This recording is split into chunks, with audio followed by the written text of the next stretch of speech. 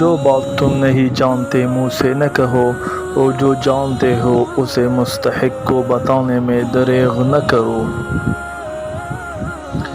جاہل لوگوں سے کم ملو، ورنہ وہ تجھے بھی جاہل بنا دیں گے۔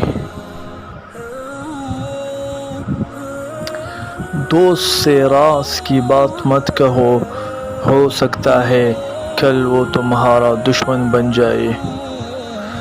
ہر قسم اور ہر طبقے کے لوگوں کو پہچانو اور ان کے ساتھ مناسب برتاؤ کرو۔ دوستوں کا امتحان فائدہ اور نقصان دونوں حالتوں میں کرو۔ زبان کے شر سے محفوظ رہنا چاہتے ہو تو خاموش رہا کرو۔ عقل مندوں کی صحبت اختیار کرو، یہ مشکل وقت میں تیری مدد کرے گی۔